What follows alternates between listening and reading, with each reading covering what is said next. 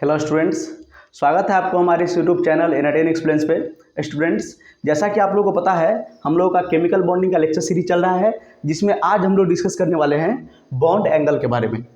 इससे पिछले वाले वीडियो में हम लोगों ने डिस्कस किया था VSEPR थ्योरी। VSEPR थ्योरी में मैंने आपको बताया था कि किसी भी मॉलिक्यूल का हम लोग शेप कैसे निकालते हैं। ठीक है, अगर वो वीडियो आप लोग नहीं देखे हैं तो यूट्यूब पे टाइप कीजिए VSEPR थ्योरी एनर्टेन एक्सप्लेन्स, तो वहाँ से आप लोग को वीडियो मिल जाएगा और वहाँ से देख सकते हैं। ठीक है, तो आज बच्चों हम लोग डिस्कस करने वाले हैं बॉन्ड एंगल के बारे में, और बॉन्ड एंगल के बारे में सारा कॉन्सेप्ट हम लोग डिस्कस करेंगे आज, और ये बहुत ही छोटा वीडियो होने वाला है। ठीक है, मतलब इसमें हम सारा कॉन्सेप्ट कवर कर लेंगे, बॉन्ड एंगल कैसे निकालते हैं, और हम लोग खास करके डिस्कस करेंगे कि कॉम्पिटिटिव एग्जाम में किस तरह का क्वेश्चन आता है बॉन्ड एंगल पे। आपको बोलेगा बॉन्ड एंगल कंपेयर करने के लिए, 2-3 मॉलिक्यूल दे देगा और आपको बोलेगा किसका बॉन्ड एंगल कम होगा, किसका बॉन्ड एंगल ज़्यादा होगा। ठीक है, वो हम डिस्कस करेंगे आज कि किस तरह से हम बॉन्ड एंगल कंपेयर करते हैं।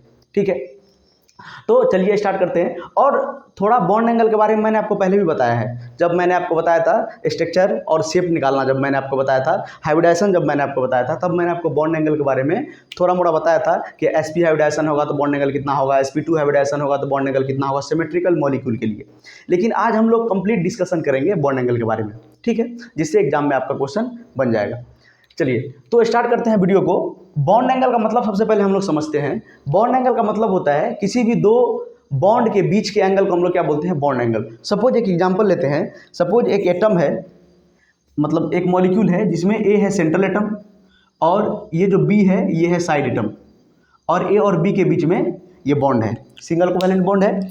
और ये दोनों बॉन्ड के बीच का जो एंगल होगा, ये दोनों बॉन्ड के बीच का जो एंगल होगा थीटा, इसी को हम लोग क्या बोलते हैं, बॉन्ड एंगल। इसी को हम लोग क्या बोलते हैं, बॉन्ड एंगल। इसी को हम लोग बोलते हैं बॉन्ड एंगल। तो हम लोग अभी बॉन्ड एंगल निकालना सीखेंगे।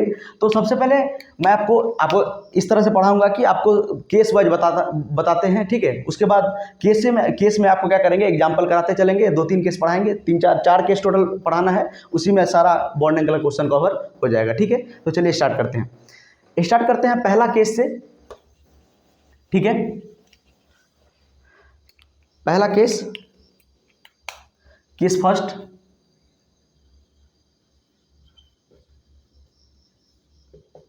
पहला केस में हम लोग बात करेंगे, किसी भी दो मॉलिक्यूल दिया हुआ है, कोई भी दो मॉलिक्यूल है और दो मॉलिक्यूल का हाइब्रिडाइजेशन डिफरेंट है और उस पर लोन पेयर प्रेजेंट नहीं है, तब उसका हम लोग बॉन्ड एंगल कैसे निकालेंगे। ठीक है, क्या है condition, if the hybridisation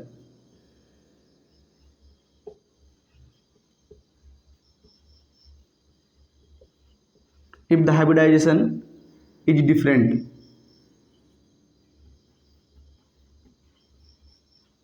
hybridisation हम लोग बात कर रहे हैं, सेंट्रल एटम के बारे में बात कर रहे हैं। अगर सेंट्रल एटम का हाइब्रिडाइजेशन डिफरेंट होगा और उस पर एक भी लोन पेयर प्रेजेंट नहीं है, means no lone pair present, no LP मतलब लोन पेयर प्रेजेंट, अगर उस पर एक भी लोन पेयर प्रेजेंट नहीं है, उस केस में जो होगा बॉन्ड एंगल भी क्या होगा, डिफरेंट होगा। बॉन्ड एंगल क्या होगा, बॉन्ड एंगल, BA से लिखना है बॉन्ड एंगल को, bond angle will be different.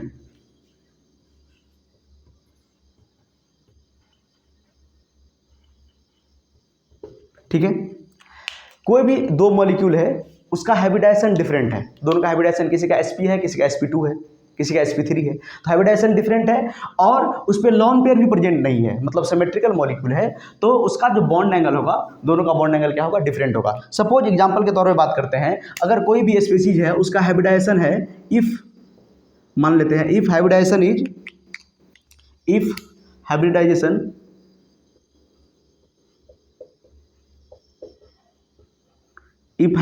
Is sp, अगर किसी मॉलिक्यूल का हाइब्रिडाइजेशन sp होता है तो उसका बॉन्ड एंगल कितना होगा, 180 डिग्री। आपको मैंने बताया था किसी भी मॉलिक्यूल का अगर हाइब्रिडाइजेशन sp होगा, उस पर कोई लोन पेयर प्रेजेंट नहीं है, तो उसका बॉन्ड एंगल कितना होगा, 180 डिग्री होगा। उसी तरह अगर हाइब्रिडाइजेशन होगा sp2, क्या होगा, sp2, तो उसका बॉन्ड एंगल कितना हो जाएगा, 120 डिग्री। कितना हो जाएगा, 120 डिग्री। उसी तरह अगर हाइब्रिडाइजेशन sp3 हुआ तो मैंने आपको बताया था बॉन्ड एंगल कितना हो जाता है, 109 डिग्री 28 मिनट, ये हो जाता है। उसी तरह अगर हाइब्रिडाइजेशन sp3d रहा तो उसमें दो तरह का बॉन्ड एंगल पाया जाता है। sp3d रहेगा तो दो तरह का बॉन्ड एंगल होगा, एक तो होगा 120 डिग्री इक्वेटोरियल पोजीशन, उसके बाद 90 डिग्री होगा, ठीक है, एक्सियल पोजीशन वाला। तो इस तरह से बच्चों ये 3 तक में काम हो जाएगा, ठीक है। इतना तक आपको बताएंगे बॉन्ड एंगल, इसी का ज़्यादा क्वेश्चन एग्जाम में पूछा जाता है, ठीक है। तो हम अभी क्या डिस्कस किए हैं, अगर हाइब्रिडाइजेशन डिफरेंट होगा, किसी भी दो मॉलिक्यूल का हाइब्रिडाइजेशन डिफरेंट है, उसमें कोई भी लोन पेयर प्रेजेंट नहीं है, तो बॉन्ड एंगल सबका अलग अलग होगा। इसी तरह चलिए एग्जाम्पल डिस्कस करते हैं। चलिए आप कंपेयर करके बताइए। क्वेश्चन है कंपेयर द बॉन्ड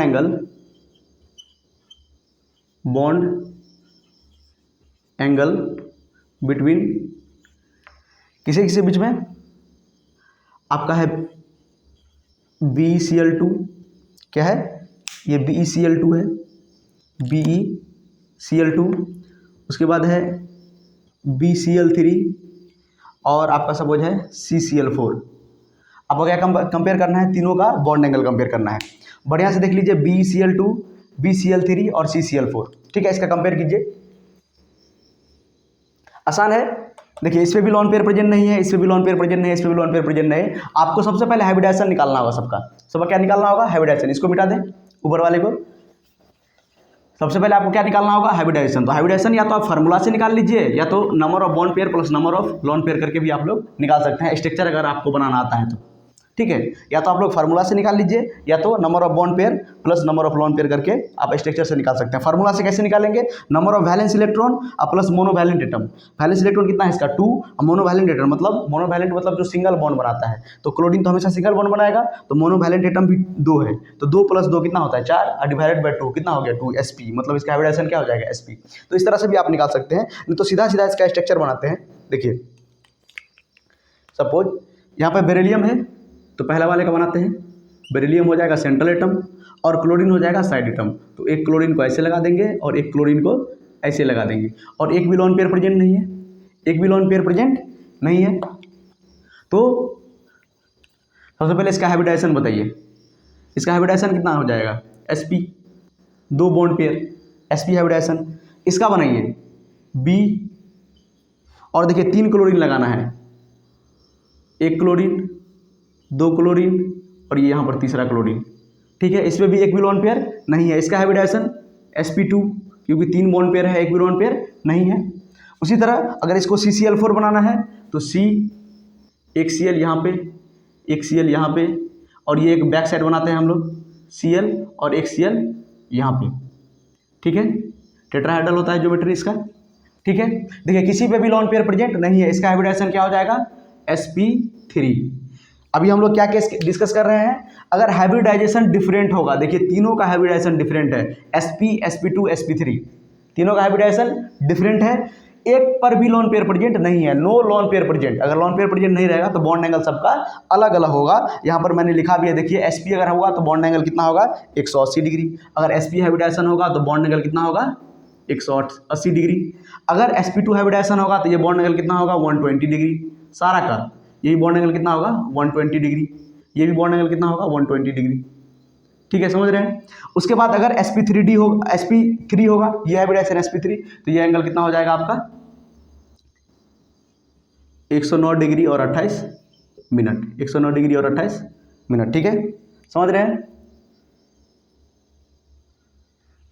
109 डिग्री और 28 मिनट, ठीक है। तो ये हमारा पहला केस था जिसमें हाइब्रिडाइजेशन डिफरेंट होगा और लोन पेयर अगर प्रेजेंट नहीं रहेगा तो सबका जो बॉन्ड एंगल होता है वो सबका क्या होगा डिफरेंट होगा, ठीक है। इसको नोट कीजिए, उसके बाद आगे बढ़ते हैं।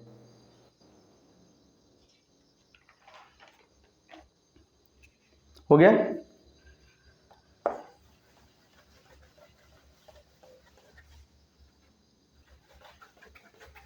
तो इस पे आप लोग और एग्जांपल कर सकते हैं, ठीक है।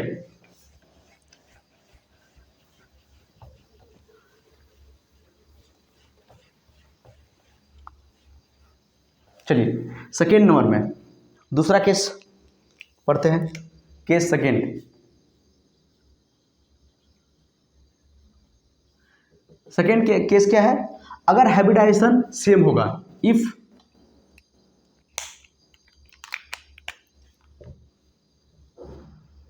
हाइब्रिडाइजेशन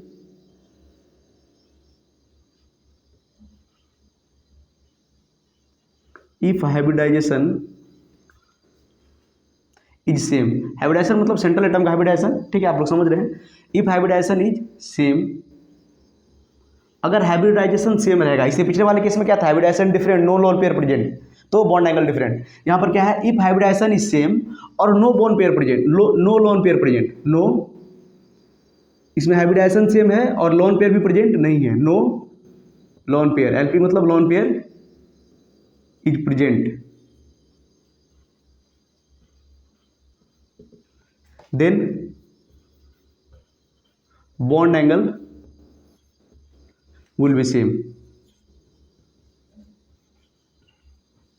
बॉन्ड एंगल क्या होगा, सेम होगा। ये तो इजी है, किसी कोई भी दो मॉलिक्यूल है उस पे एक भी लोन पेयर नहीं है और दोनों का हाइब्रिडाइजेशन सेम है, इसका मतलब क्या है, दोनों का बॉन्ड एंगल इक्वल है, ठीक है। देखिए कैसे, सपोज एग्जांपल में, सपोज एक एग्जांपल है BF3, एक एग्जांपल है BCl3, बना के देख लीजिए, दोनों का हाइब्रिडाइजेशन क्या है, सेम है। देखिए बोरॉन जाएगा सेंटर में, एक फ्लोरीन यहाँ पे, एक फ्लोरीन यहाँ पे और एक फ्लोरीन यहाँ पे, आपको स्ट्रक्चर बनाना आता है, ठीक है। देखिए बोरॉन यहाँ पे एक और, यहाँ पे एक क्लोरीन, यहाँ पे एक क्लोरीन और यहाँ पे एक क्लोरीन। हाइब्रिडाइजेशन बताइए दोनों का। पहला का हाइब्रिडाइजेशन क्या है, 3 bond pair, 0 lone pair, hybridization कितना, sp2, हाइब्रिडाइजेशन sp2, इसका भी हाइब्रिडाइजेशन sp2। देखिए हाइब्रिडाइजेशन सेम हुआ कि नहीं, हाइब्रिडाइजेशन इज सेम और लोन पेयर भी प्रेजेंट नहीं है, इसमें भी लोन पेयर नहीं है, इसका 3 इलेक्ट्रॉन था वैलेंस शेल में, ये यूज हो गया है और 3 इलेक्ट्रॉन इसका भी यूज हो गया बॉन्ड बनाने में, ठीक है। और देखिए हाइब्रिडाइजेशन क्या है, दोनों का सेम है, तो बॉन्ड एंगल दोनों का क्या होगा, सेम होगा, दोनों का बॉन्ड एंगल क्या होगा, सेम होगा। इसका भी होगा 120 डिग्री, इसका भी होगा 120 डिग्री, मतलब हम लोग सिमेट्रिकल मॉलिक्यूल के बारे में बात कर रहे हैं। 120 डिग्री, 120 डिग्री, सबका एंगल 120 डिग्री, ये भी एंगल कितना होगा 120 डिग्री, ये भी एंगल कितना होगा 120 डिग्री, मतलब बॉन्ड एंगल क्या होता है, same, bond angle will be same. समझ में आ रहा है। दूसरा एग्जांपल, ये पहला एग्जांपल है, सपोज यहाँ पर दूसरा एग्जांपल बता देते हैं। सपोज आपको कंपेयर करना है BeF2 एंड CO2, कीजिए कंपेयर, बताइए। सबसे पहले चेक करना है हाइब्रिडाइजेशन क्या है, हाइब्रिडाइजेशन सेम होना चाहिए और लोन पेयर प्रेजेंट नहीं होना चाहिए, तब उसका बॉन्ड एंगल क्या होगा, इक्वल होगा। चलिए यहाँ पर बनाते हैं, BeF2 बनाएंगे तो ये BE, ये F, ये F, ठीक है। CO2 यहाँ पर देखिए C double bond O double bond O, hybridization निकालिए। हाइब्रिडाइजेशन हम लोग पाई बॉन्ड को काउंट नहीं करते हैं, सिग्मा बॉन्ड और लोन पेयर को काउंट करते हैं, ठीक है। इसका हाइब्रिडाइजेशन कितना होगा, इसका हाइब्रिडाइजेशन sp और इसका भी हाइब्रिडाइजेशन कितना, sp 2 बॉन्ड, यहाँ पर भी 2 बॉन्ड, सिग्मा सिग्मा, ये पाई, तो सिग्मा बॉन्ड को सिर्फ हम कैलकुलेट करते हैं, ठीक है। तो इसका भी हाइब्रिडाइजेशन sp, इसका भी हाइब्रिडाइजेशन sp, इस पर भी एक भी लोन पेयर प्रेजेंट नहीं है, इस पर भी एक भी लोन पेयर प्रेजेंट नहीं है, तो मतलब दोनों का बॉन्ड एंगल कितना होगा 180 डिग्री, दोनों का बॉन्ड एंगल कितना होगा 180 डिग्री। कैसे, क्योंकि sp हाइब्रिडाइजेशन होता है तो बॉन्ड एंगल कितना होता है 180 डिग्री, ठीक है। ये हमारा था सेकेंड केस। सेकेंड केस में क्या था, इफ हाइब्रिडाइजेशन इज सेम और लोन हाइब्रिडाइजेशन सेम होना चाहिए, हाइब्रिडाइजेशन क्या होना चाहिए, सेम होना चाहिए, sp2 और एक भी लोन पेयर प्रेजेंट नहीं, यहाँ पर भी देखिए लोन पेयर प्रेजेंट नहीं है, यहाँ पर भी लोन पेयर प्रेजेंट नहीं है। अगर एक भी लोन पेयर प्रेजेंट नहीं है तो बॉन्ड एंगल क्या होता है, इक्वल होता है। इसको नोट कीजिए, उसके बाद तीसरा केस डिस्कस करते हैं। हो गया,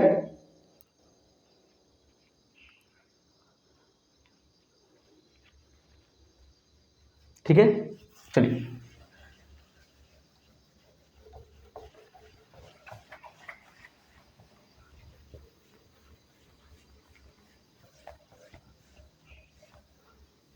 अब हम लोग डिस्कस करते हैं तीसरा केस, थर्ड केस। चलिए इसी को थर्ड केस बना देते हैं, इसी को थर्ड केस बना देते हैं।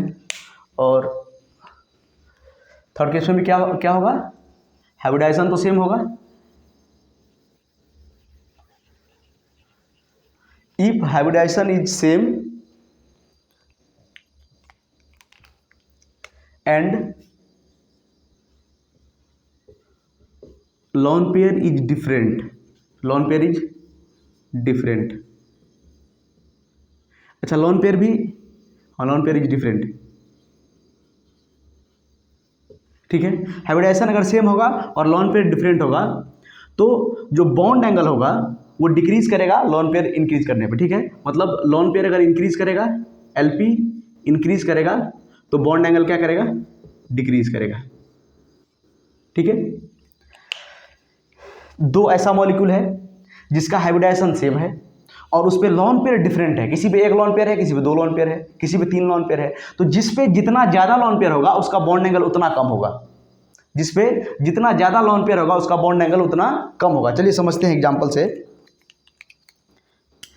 पहला एग्जांपल, सपोज हमको कंपेयर करना है NH3 और वाटर में, NH3 एंड वाटर, किसका बॉन्ड एंगल ज़्यादा है, किसका बॉन्ड एंगल कम है।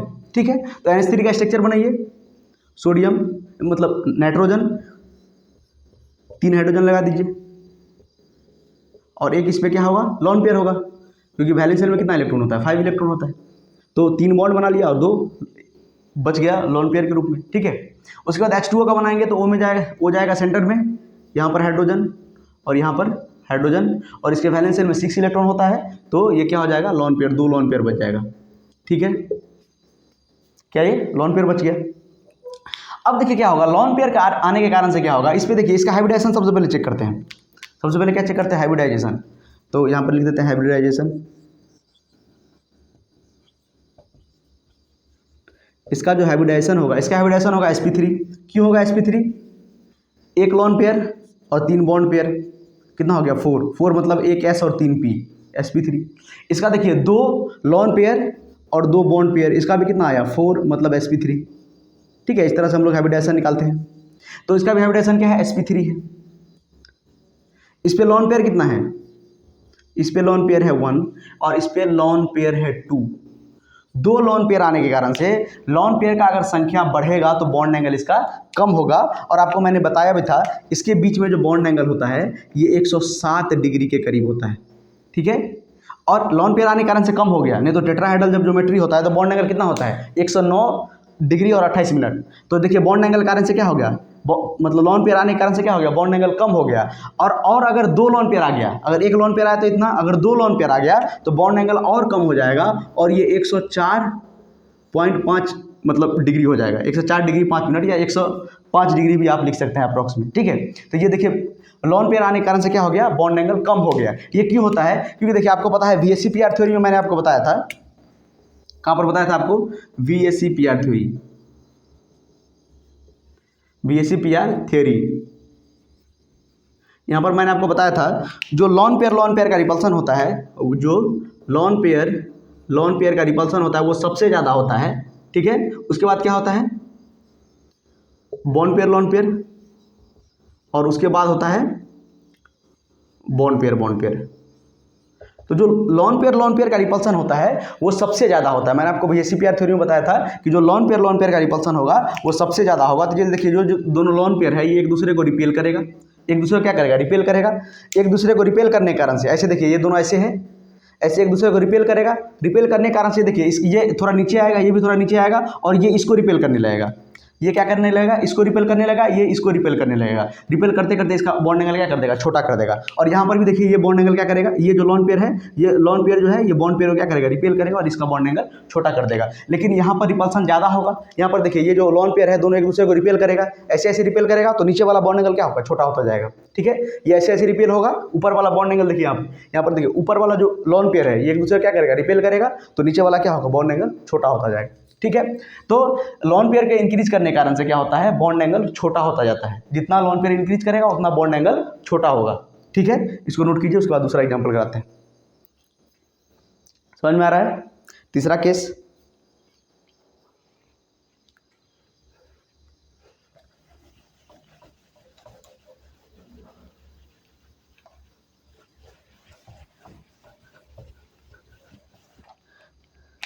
एग्जाम्पल नंबर सेकेंड, आपको कंपेयर करना है SO2 एंड SO3 में, किसका बॉन्ड एंगल कम होगा, किसका बॉन्ड एंगल ज़्यादा होगा। चलिए सॉल्व कीजिए इसको। तो सबसे पहले हम लोग स्ट्रक्चर बनाएंगे। ठीक है, S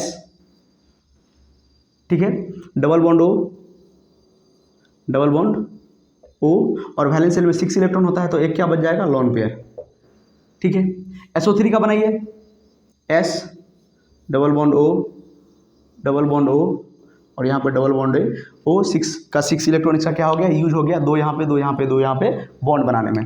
ठीक है, तो इस पे एक लोन पेयर है, इस पे एक भी लोन पेयर नहीं है। हाइब्रिडाइजेशन चेक करते हैं, क्या चेक करते हैं, हाइब्रिडाइजेशन। देखिए इसमें एक सिग्मा बॉन्ड यहाँ पे, एक सिग्मा बॉन्ड यहाँ पे, एक लोन पेयर, मतलब इसका हाइब्रिडाइजेशन sp2, इसका भी हाइब्रिडाइजेशन sp2, 1 2 3 3 बॉन्ड। ठीक है, पाई बॉन्ड को हम लोग कैलकुलेट मतलब काउंट नहीं करते हैं हाइब्रिडाइजेशन में। ठीक है, तो इसका हाइब्रिडाइजेशन कितना होगा, sp2, दोनों का हाइब्रिडाइजेशन सेम है, फर्स्ट कंडीशन सेटिस्फाई हो गया। उसके बाद लोन पेयर अगर ज़्यादा, जितना ज़्यादा होगा उतना बॉन्ड एंगल उसका कम होगा। देखिए इस पे एक लोन पेयर है, इस पे 0 लोन पेयर, इस पे लोन पेयर कितना है, 0, इस पे लोन पेयर कितना है, 1, तो बॉन्ड एंगल किसका कम होगा, इसका कम होगा, इसका ज़्यादा होगा। ठीक है, इजी है। इसका बॉन्ड एंगल वैसे भी देखिए 120 डिग्री होगा, क्यों, क्योंकि sp2 है और लोन पेयर प्रेजेंट नहीं है, और इसका 120 से क्या हो जाएगा, थोड़ा कम हो जाएगा, क्योंकि लोन पेयर यहाँ पर प्रेजेंट है, लोन पेयर रिपेल करेगा। ठीक है, इसका क्या होगा, लेस देन 120। ठीक है, 120 डिग्री। तो इस तरह से हम लोग बॉन्ड एंगल कंपेयर करते हैं, इसको नोट कीजिए। उसके बाद एक एग्जांपल देते हैं बढ़िया आपको करने के लिए।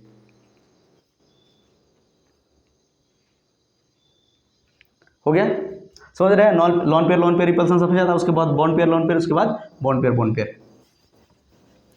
इसीलिए लोन पेयर बढ़ने के कारण से क्या होता है, बॉन्ड एंगल कम हो जाता है।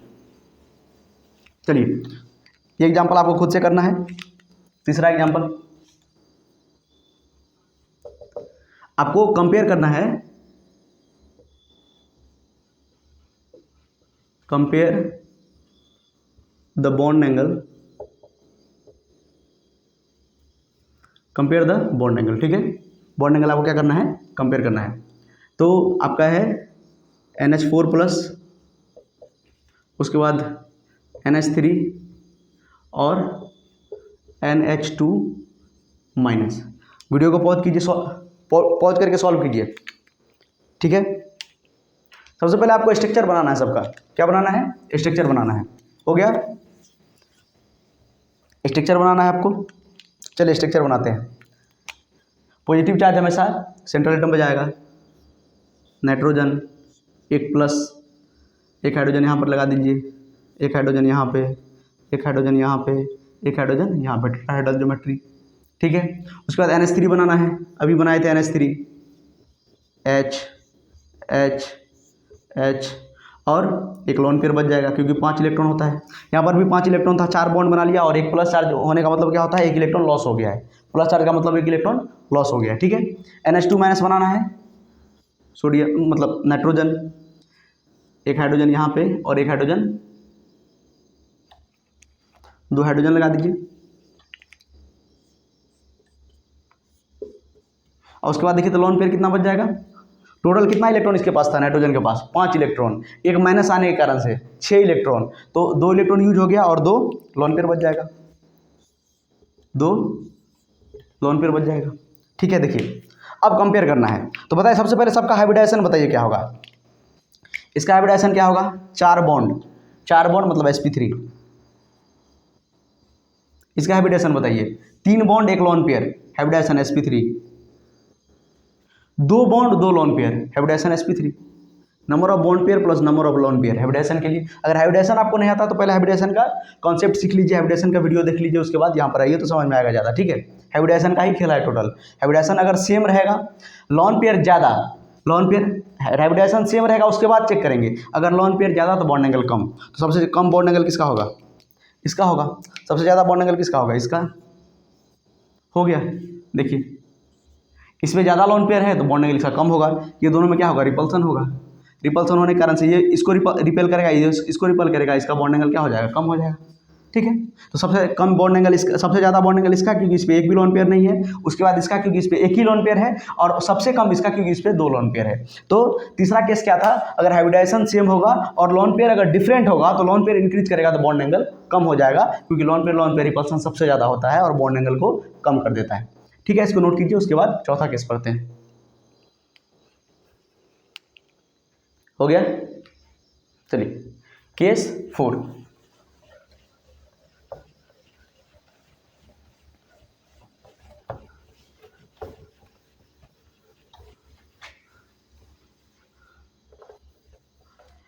इसको बना देते हैं fourth case.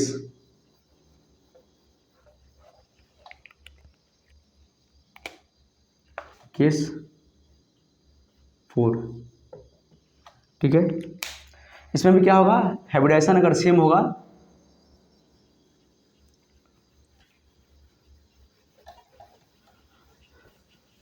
If hybridization is same and lone pair is also same,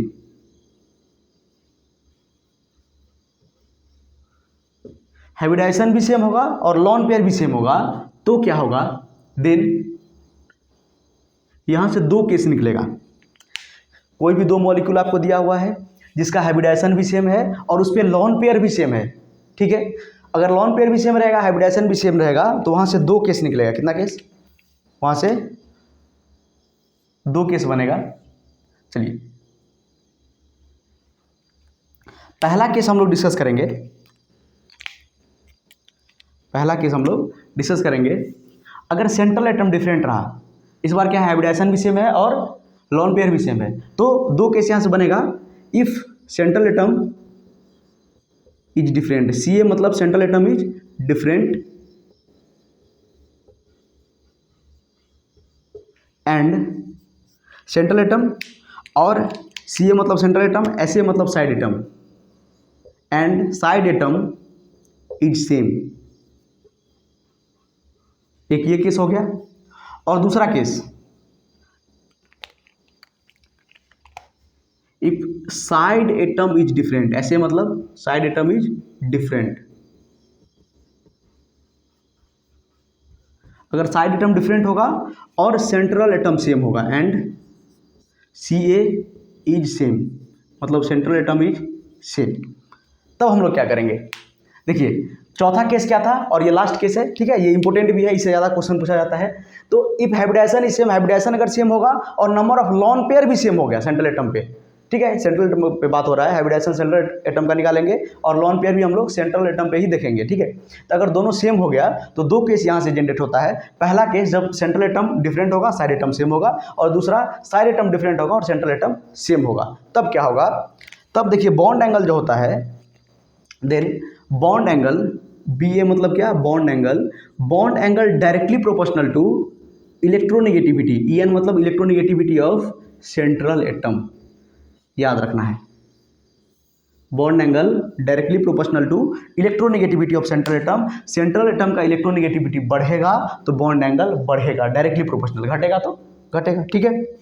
चलिए और सारे एटम के बारे में बात कर रहे हैं, तो इसका जो बॉन्ड एंगल होगा, bond angle inversely proportional to electronegativity of side atom, ऐसे मतलब side atom, electronegativity of side atom, याद रहेगा आप लोगों को।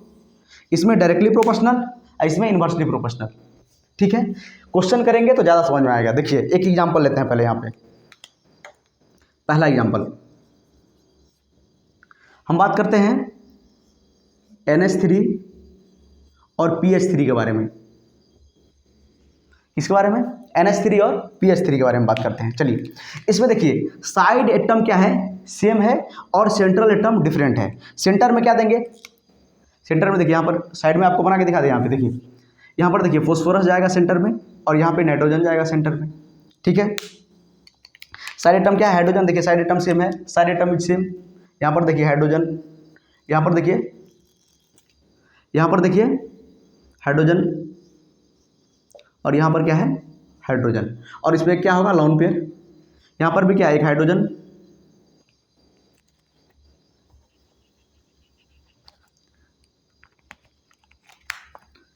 यहाँ पर नाइट्रोजन है, यहाँ पर देखिए हाइड्रोजन, यहाँ पर हाइड्रोजन और यहाँ पर हाइड्रोजन और यहाँ पर ये लॉन पेयर, ठीक है, दोनों सेम ग्रुप का है। अब बताइए किसका बॉन्ड एंगल ज़्यादा होगा, किसका बॉन्ड एंगल कम होगा। तो सबसे पहले देखेंगे ये कौन सा केस है, ये देखिए ये वाला केस है, सेंट्रल एटम सेम है, सेंट्रल एटम डिफरेंट है और साइड एटम सेम है। Side atom hydrogen hydrogen, central atom phosphorus, यहाँ पर नाइट्रोजन। तो इलेक्ट्रोनेगेटिविटी किसका ज़्यादा होता है, नाइट्रोजन का इलेक्ट्रोनेगेटिविटी ज़्यादा होता है, ठीक है, इसका 3 के करीब होता है। तो इलेक्ट्रोनेगेटिविटी इसका ज़्यादा होगा तो इसका बॉन्ड एंगल क्या होगा, ज़्यादा होगा। इसका इलेक्ट्रोनेगेटिविटी कम तो बॉन्ड एंगल कम, ठीक है, तो इसका बॉन्ड एंगल किसका ज़्यादा होगा, इसका बॉन्ड एंगल ज़्यादा होगा क्योंकि इलेक्ट्रोनेगेटिविटी सेंट्रल एटम का ज़्यादा तो बॉन्ड एंगल ज़्यादा। तो बॉन्ड एंगल किसका ज़्यादा होगा, PH3 NH3 का ज़्यादा होगा। किसका ज़्यादा होगा, NH3 का, क्योंकि जो इलेक्ट्रोनेगेटिविटी है मतलब नाइट्रोजन का ज़्यादा है इन कंपेयर टू फॉस्फोरस। ठीक है, देखिए इसका लॉजिक क्या होता है ये थोड़ा समझा देते हैं आपको। देखिए ये जो बॉन्डेड पेयर इलेक्ट्रॉन है, देखिए जब ये बॉन्ड बना होगा तब एक इलेक्ट्रॉन हाइड्रोजन भी दिया होगा और एक इलेक्ट्रॉन फॉस्फोरस भी दिया होगा। उसी तरह यहाँ पर एक इलेक्ट्रॉन हाइड्रोजन भी दिया होगा, एक इलेक्ट्रॉन फॉस्फोरस भी दिया होगा। यहाँ पर भी एक इलेक्ट्रॉन हाइड्रोजन भी, एक इलेक्ट्रॉन फॉस्फोरस भी। यहाँ पर भी बॉन्ड अगर बनाया होगा तो एक इलेक्ट्रॉन हाइड्रोजन, एक इलेक्ट्रॉन नाइट्रोजन, एक इलेक्ट्रॉन हाइड्रोजन, एक इलेक्ट्रॉन नाइट्रोजन और एक इलेक्ट्रॉन हाइड्रोजन और एक इलेक्ट्रॉन नाइट्रोजन। तो नाइट्रोजन अगर ज़्यादा इलेक्ट्रोनेगेटिव है तो ये क्या करेगा, ये जो बॉन्डेड पेयर इलेक्ट्रॉन है, ये जो बॉन्डेड पेयर इलेक्ट्रॉन है इसको क्या करेगा, ये अपने तरफ खींच लेगा। ये दोनों जो बॉन्डेड पेयर ऑफ इलेक्ट्रॉन है इसको ये क्या करेगा, अपने तरफ खींच लेगा। इसको क्या करेगा, अपने तरफ खींच लेगा। अब देखिए यहाँ पर था तो कम रिपल्सन होगा और यहाँ पर है तो ज़्यादा रिपल्सन होगा कि नहीं होगा। देखिए दोनों बॉन्डेड पेयर इलेक्ट्रॉन, दोनों जो बॉन्डेड पेयर इलेक्ट्रॉन है ये देखिए ये पास में आ गया, नाइट्रोजन के करीब आ गया, मतलब नाइट्रोजन इसको अपने तरफ अट्रैक्ट कर लिया। ठीक है, क्योंकि इसका इलेक्ट्रोनेगेटिविटी ज़्यादा है तो यहाँ पर क्या होगा, ज़्यादा रिपल्सन होगा।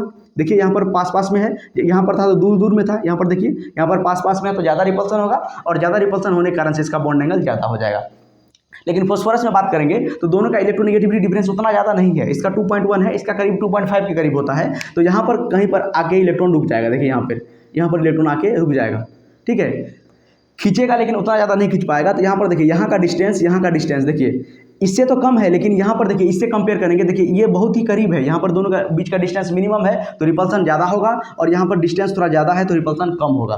मतलब ये बॉन्डेड पेयर इलेक्ट्रॉन को ज़्यादा अपनी तरफ नहीं खींच पाएगा, जो जितना ज़्यादा खींच पाएगा उतना रिपल्सन क्रिएट होगा, उतना ज़्यादा बॉन्ड एंगल हो जाएगा। तो यही इसका लॉजिक है। अगर बॉन्ड एंगल ज़्यादा होता है जब जिसका इलेक्ट्रोनेगेटिविटी ज़्यादा होता है सेंट्रल एटम का, इलेक्ट्रोनेगेटिविटी ऑफ सेंट्रल एटम, तो इलेक्ट्रोनेगेटिविटी नाइट्रोजन का ज़्यादा है फॉस्फोरस से, इसीलिए बॉन्ड एंगल किसका होगा, NH3 का ज़्यादा होगा इन कंपेयर टू PH3। उसी तरह एक एग्जाम्पल यहाँ पर बात करते हैं, एक एग्जाम्पल यहाँ पर भी बात करते हैं। ठीक है, पहला एग्जाम्पल, इसमें क्या करना है तो साइड एटम डिफरेंट लेना है और सेंट्रल एटम सेम लेना है। तो सपोज हम एग्जाम्पल लेते हैं NH3 और NF3, NH3 और NF3। इसका एग्जाम्पल लेंगे तो क्या होगा, देखिए इसका बनाइए, स्ट्रक्चर बनाइए। नाइट्रोजन सेंटर में जाएगा, ये हाइड्रोजन और ये हाइड्रोजन, और यहाँ पर फिर नाइट्रोजन सेंटर में जाएगा, एक लोन पेयर भी है यहाँ पे और यहाँ पर भी एक लोन पेयर है और यहाँ पर भी फ्लोरीन और यहाँ पर ये फ्लोरीन पीछे में दिख रहा है, चलिए दिख रहा है। तो यहाँ पर क्या हो जाएगा, देखिए यहाँ पर मैंने क्या बताया है, बॉन्ड एंगल जो होगा इलेक्ट्रोनेगेटिविटी, साइड एटम का इलेक्ट्रोनेगेटिविटी जितना ज़्यादा होगा उतना बॉन्ड एंगल कम होगा। और यहाँ पर देखिए इसे कंडीशन सेटिस्फाई कर रहा है कि नहीं, side atom different, side atom देखिए डिफरेंट है, यहाँ पर हाइड्रोजन है और यहाँ पर साइड एटम फ्लोरीन है, और central atom same, Ca same, मतलब सेंट्रल एटम सेम होगा, Ca मतलब सेंट्रल एटम, तो नाइट्रोजन यहाँ पर भी नाइट्रोजन, तो सेंट्रल एटम सेम है, साइड एटम डिफरेंट है, मतलब कंडीशन सेटिस्फाई कर रहा है। तो हम लोग क्या करेंगे, बॉन्ड एंगल जो होगा inversely proportional to side atom के, मतलब बॉन्ड एंगल जो होता है साइड एटम का इलेक्ट्रोनेगेटिविटी से इनवर्सली प्रोपोर्शनल, मतलब इलेक्ट्रोनेगेटिविटी ज़्यादा तो बॉन्ड एंगल कम, तो मतलब ये क्या हो जाएगा आंसर। मतलब हाइड्रोजन का इलेक्ट्रोनेगेटिविटी क्या होता है, कम होता है, 2.1 होता है, इसका कितना होता है, 4 होता है, तो इसका इलेक्ट्रोनेगेटिविटी कम है, इसका इलेक्ट्रोनेगेटिविटी ज़्यादा है, इसीलिए बॉन्ड एंगल इसका ज़्यादा होगा। इसका इलेक्ट्रोनेगेटिविटी ज़्यादा तो बॉन्ड एंगल कम। इसका लॉजिक क्या है, देखिए यहाँ पर ये बॉन्ड बनाया होगा इस तरह से, ये अपना एक इलेक्ट्रॉन दिया होगा, ये भी अपना एक इलेक्ट्रॉन दिया होगा, यहाँ पर भी ये अपना एक इलेक्ट्रॉन दिया होगा, ये भी अपना एक इलेक्ट्रॉन दिया होगा। तो फ्लोरीन ज़्यादा इलेक्ट्रोनेगेटिव है तो ये क्या करेगा, ये जो इसका बॉन्डेड पेयर इलेक्ट्रॉन है अपनी तरफ खींच लेगा। ये भी इसका क्या करेगा, बॉन्डेड पेयर इलेक्ट्रॉन क्या करेगा, ये वाला इलेक्ट्रॉन जो है ये इसको क्या करेगा, अपने तरफ खींच लेगा। और यहाँ पर देखिए ये ज़्यादा दूर हो गया, यहाँ पर था इलेक्ट्रॉन या बीच में था तो क्या था, कम दूरी पर था, और यहाँ पर आने से क्या होगा, दूरी ज़्यादा हो गया तो रिपल्सन क्या होगा, कम होगा। यहाँ से उल्टा लॉजिक, यहाँ पर ऊपर चला गया था मतलब पास में रिपल्सन ज़्यादा हो गया, यहाँ पर क्या आ गया, नीचे आ गया, साइड एटम का इलेक्ट्रोनेगेटिविटी ज़्यादा होगा तो ये क्या हो जाएगा, नीचे आ जाएगा इलेक्ट्रॉन, और इलेक्ट्रॉन नीचे आने के कारण से क्या होगा, डिस्टेंस बढ़ जाएगा, रिपल्सन कम रहेगा, इसीलिए बॉन्ड एंगल इसका क्या हो जाएगा, कम हो जाएगा। इसको नोट कीजिए, इसके बाद फिर से समझाते हैं। समझ में आ रहा है, हो गया।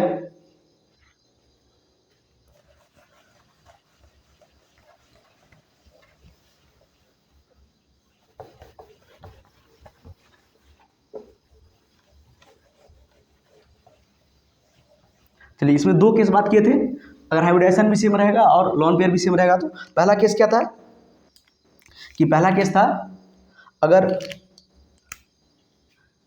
Central atom different and side atom same. Side atom same. दूसरा क्या था, side atom is same, side atom different, side atom different और सेंट्रल एटम सेम। ठीक है, इसमें बॉन्ड एंगल क्या होता था, bond angle directly proportional to electronegativity of central atom, और यहाँ पर bond angle inversely proportional to electronegativity of central atom. ठीक है, सेंट्रल एटम नहीं, साइड एटम। वहाँ पर साइड एटम लिखा था क्या, सेंट्रल एटम लिखे हैं तो साइड एटम कर दीजिए उसको। ठीक है, साइड एटम की इलेक्ट्रोनेगेटिविटी से इनवर्सली प्रोपोर्शनल होगा। ठीक है, चलिए और आपको एग्जांपल से समझाते हैं। सपोज मैंने एग्जांपल ले लिया, आपको कंपेयर करना है, नहीं तो क्वेश्चन, चलिए ये क्वेश्चन है, आपको कंपेयर करना है। Compare the bond angle. ठीक है, और कौन सा केस लगेगा आपको डिसाइड करना है। तो एग्जांपल है H2O, H2S, H2Se, H2TE, ये सेम फैमिली का है, O स्टाइल से टीपो। ठीक है, तो इसका आपको बॉन्ड एंगल जो है अरेंज करना है, किसका कम होगा किसका ज़्यादा होगा। करिए, सॉल्व कीजिए इसको। समझ में आ रहा है।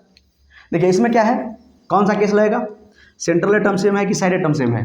देखिए साइड एटम सेम है और सेंट्रल एटम डिफरेंट है, तो सबका स्ट्रक्चर बनाना पड़ेगा आपको, नहीं तो एक एक स्ट्रक्चर से आप लोग समझ सकते हैं। ठीक है, ये यहाँ देखिए ये वाला केस है, सेंट्रल एटम क्या है, डिफरेंट है सबका।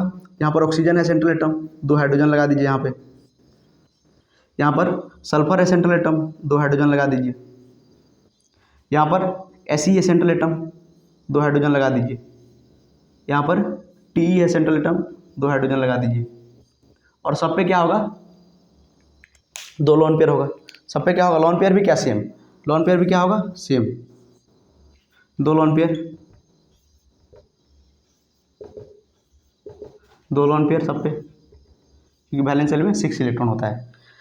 अब देखिए क्या देखना है, इलेक्ट्रोनेगेटिविटी ऑफ सेंट्रल एटम, तो ऊपर से नीचे जाते हैं ग्रुप में तो क्या होता है, इलेक्ट्रोनेगेटिविटी घटता है, इलेक्ट्रोनेगेटिविटी क्या होता है, डिक्रीज करता है। तो देखिए इलेक्ट्रोनेगेटिविटी किसका ज़्यादा होगा, ऑक्सीजन का, उसके बाद इसका, उसके बाद इसका, तो बॉन्ड एंगल का ऑर्डर क्या हो जाएगा। तो इलेक्ट्रोनेगेटिविटी ज़्यादा तो बॉन्ड एंगल ज़्यादा। क्यों ज़्यादा, क्योंकि ये बॉन्डेड पेयर इलेक्ट्रॉन को अपने तरफ क्या करेगा, अट्रैक्ट कर लेगा, बॉन्डेड पेयर इलेक्ट्रॉन को अपने तरफ अट्रैक्ट कर लेगा, जिसके कारण से क्या होगा, ये बॉन्ड एंगल इसका क्या हो जाएगा, कम हो जाएगा, मतलब ज़्यादा हो जाएगा, क्योंकि ये रिपेल करेगा, यह डिस्टेंस कम हो जाएगा।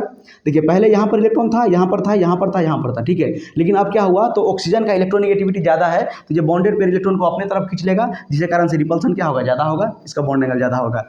लेकिन इसके कंपेयर में ये उतना ज़्यादा अपने तरफ नहीं खींच पाएगा। सपोज यहाँ पर है, मान लेते हैं बॉन्डेड पेयर इलेक्ट्रॉन, सपोज यहाँ पर है, देखिए इसका डिस्टेंस ज़्यादा है इससे, तो इसका बॉन्ड एंगल थोड़ा क्या होगा, कम होगा। यहाँ पर भी देखिए ये उतना ज़्यादा नहीं खींच पाएगा। सपोज यहाँ पर है इसका बॉन्डेड पेयर इलेक्ट्रॉन, देखिए इसका डिस्टेंस और ज़्यादा है, इसके कंपेयर में देखिए इसका लगभग लगभग इलेक्ट्रोनेगेटिविटी बराबर होगा, तो ये और मतलब इसका हाइड्रोजन का ही ज़्यादा हो जाएगा, तो ये और ज़्यादा दूरी पे है, ठीक है, तो इसका रिपल्सन कम होगा, इसमें रिपल्सन ज़्यादा होगा और बॉन्ड एंगल को फैला देगा। ठीक है, तो ये इसका एग्जाम्पल हो गया, नोट कीजिए इसको। उसके बाद एक इसका भी एग्जाम्पल बताते हैं। इसमें क्या है, साइड एटम डिफरेंट और सेंट्रल एटम सेम। ठीक है, ये था फर्स्ट वाले केस का, ये केस 4 का फर्स्ट केस, सेंट्रल एटम जब डिफरेंट होगा। एक और एग्जांपल यहाँ पे, अब आपको कंपेयर करना है बॉन्ड एंगल। सपोज PF3, नहीं तो PF3 की जगह पे NF3 दे दीजिए। सपोज NF3, NCl3, NBr3, ठीक है, ये तीनों कंपेयर कीजिए। इसके बाद NI3 भी लिख सकते हैं, कोई दिक्कत नहीं, NI3, ठीक है। इसको भी अगर आपको कंपेयर करना है तो आप देख रहे हैं कि सबका सेंट्रल एटम क्या है, सेम है, सबका सेंट्रल एटम नाइट्रोजन है, सबका सेंट्रल एटम क्या है, nitrogen, nitrogen, nitrogen. Central atom same और side atom different, central atom same, side atom different. Side atom देखिए डिफरेंट है, इसमें फ्लोरीन लगा हुआ है, फ्लोरीन, फ्लोरीन, फ्लोरीन। यहाँ पर क्या है, क्लोरीन, क्लोरीन, क्लोरीन। यहाँ पर क्या है, ब्रोमीन, ब्रोमीन, ब्रोमीन। यहाँ पर क्या है, आयोडीन।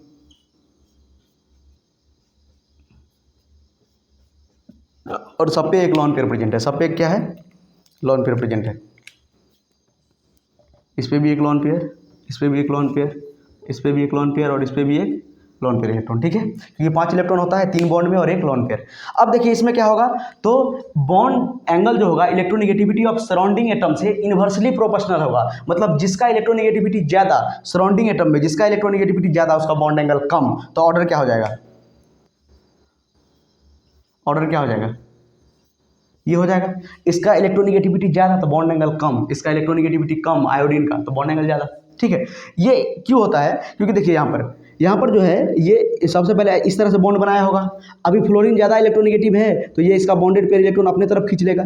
ये भी क्या करेगा, बॉन्डेड पेयर इलेक्ट्रॉन अपने तरफ खींच लेगा, बॉन्डेड पेयर इलेक्ट्रॉन अपने तरफ खींच लेगा। और यहाँ पर देखिए डिस्टेंस ज़्यादा है तो रिपल्सन कम लगेगा। और अगर इसके केस में बात करेंगे तो बॉन्डेड पेयर इलेक्ट्रॉन अपने तरफ उतना ज़्यादा नहीं खींच पाएगा आयोडीन, ये कहीं पर यहाँ पर रहेगा, ये कहीं पर यहाँ पर रहेगा। तो देखिए डिस्टेंस कम है तो रिपल्सन ज़्यादा होगा, बॉन्ड एंगल ज़्यादा हो जाएगा, ठीक है। इसको नोट कीजिए। उसके बाद कुछ एक्सेप्शन बताते हैं, जो बहुत ही फेमस एक्सेप्शन है जो कि एग्जाम में आता है, आपको याद रखना है। हो गया, ठीक है, समझ में आ रहा है। चलिए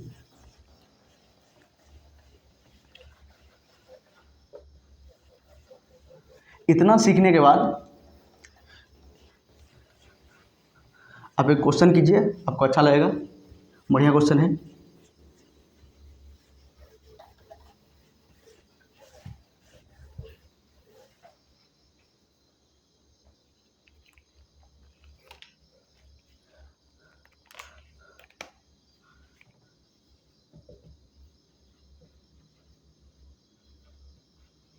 compare the bond angle between OCl2 और OF2, ठीक है। कंपेयर कीजिए, OCl2 और OH2 ले लीजिए आपने, क्या OH2, OCl2 और OH2। आपको बॉन्ड एंगल कंपेयर करना है, किसका ज़्यादा होगा किसका कम होगा। सॉल्व कीजिए, ठीक है, इजी है। सबसे पहले देखना है सेंट्रल एटम और साइड एटम। देखिए ऑक्सीजन होगा सेंट्रल एटम, इसमें भी oxygen central atom, side atom chlorine, यहाँ पर भी साइड एटम क्या क्लोरीन, यहाँ पर साइड एटम हाइड्रोजन, यहाँ पर भी साइड एटम हाइड्रोजन। देखिए ये कौन सा वाला केस है, जब सेंट्रल एटम सेम होगा साइड एटम डिफरेंट होगा तो electronegativity of side atom, electronegativity side atom का जितना ज़्यादा होगा उतना कम बॉन्ड एंगल होगा, इन्वर्सली प्रोपोर्शनल। सेकेंड वाला केस था, फोर्थ का सेकेंड वाला केस, इस साइड जो लिखे थे, जिसमें क्या होता था सेंट्रल एटम सेम होता था side atom different, side atom different, hydrogen hydrogen, chlorine chlorine, central atom same. तो electronegativity of side atom is inversely proportional to bond angle, या बोल सकते हैं bond angle is inversely proportional to electronegativity of side atom. देखिए electronegativity किसका ज़्यादा है, इसका इलेक्ट्रोनेगेटिविटी ज़्यादा है, इसका बॉन्ड एंगल क्या होना चाहिए, कम होना चाहिए। मतलब बॉन्ड एंगल किसका ज़्यादा होगा, इसका ज़्यादा होगा। साइड एटम का इलेक्ट्रोनेगेटिविटी ज़्यादा है, साइड एटम का इलेक्ट्रोनेगेटिविटी ज़्यादा है तो बॉन्ड एंगल कम, इसका और इसका देखिए इलेक्ट्रोनेगेटिविटी कम है, इसका लगभग, इसका 2.1 होता है, इसका लगभग 2.99 होता है, मतलब 3 मान लीजिए इसको। इसका इलेक्ट्रोनेगेटिविटी ज़्यादा है तो बॉन्ड एंगल कम होगा, इसका बॉन्ड एंगल ज़्यादा होगा। यही लगाए हैं, बट ये गलत है, ये सही नहीं है। क्यों सही नहीं है, देखिए इसमें आपको एक चीज़ याद रखना है, ये जो हम लोग बॉन्ड एंगल का जो ये आंसर देते हैं इसमें ये देखिए डिस्टेंस वाला फैक्टर यहाँ पर आ जाएगा, मतलब डिस्टेंस कहने का मतलब साइज का फैक्टर यहाँ पर आ जाएगा। इसको आप लोग साइज से भी समझ सकते हैं, कितना टीचर साइज इलेक्ट्रोनेगेटिविटी नहीं समझा के साइज से भी बताते हैं, ठीक है। तो दोनों समझ सकते हैं, इलेक्ट्रोनेगेटिविटी वैसे ज़्यादा आसान है, उससे आप आंसर दे सकते हैं सारा। एक केस आपको बस ये याद रखना है कि देखिए क्लोरीन का साइज जो है काफ़ी बड़ा होता है in compare to hydrogen. Hydrogen का अगर बात करेंगे तो ये हाइड्रोजन में सिर्फ एक ही सेल होता है, की सेल होता है, यहाँ पर देखिए प्रोटॉन, न्यूट्रॉन तो इसमें होता ही नहीं है, ठीक है, मान लेते हैं 0 न्यूट्रॉन है ये, ठीक है। और क्या होता है, बस एक सेल होता है, के सेल में एक इलेक्ट्रॉन होता है। अगर हम क्लोरीन का बात करेंगे, क्लोरीन का ये first cell, second cell, third cell, ठीक है, 3p5, ठीक है। तो इसका जो साइज है काफ़ी बड़ा होता है इन कंपेयर टू हाइड्रोजन। तो यहाँ पर जो है क्लोरीन का बड़ा साइज होने के कारण से यहाँ पर स्टेरिक हिंड्रेंस लगता है, कहने का मतलब ये दोनों में रिपल्सन लगेगा, क्या होगा, रिपल्सन साइज के कारण से। स्टेरिक रिपल्सन लिख सकते हैं, स्टेरिक रिपल्सन लिख दीजिए, सबसे बढ़िया स्टेरिक रिपल्सन। और स्टेरिक रिपल्सन लगेगा दोनों क्लोरीन एटम के बीच में, और इसके कारण से क्या होगा, बॉन्ड एंगल किसका ज़्यादा हो जाएगा, इसका ज़्यादा हो जाएगा और इसका कम हो जाएगा। और ये एग्जाम्पल आपको क्या करना है, मैंने यहाँ पर तारा बना दिया है, आपको याद रखना है, ठीक है।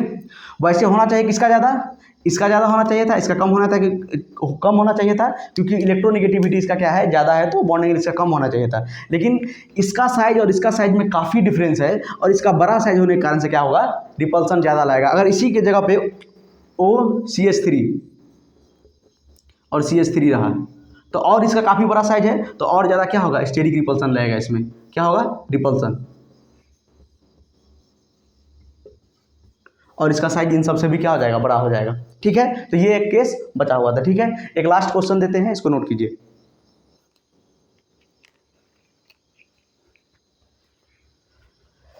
एक लास्ट क्वेश्चन इसी टाइप का है। Compare the bond angle between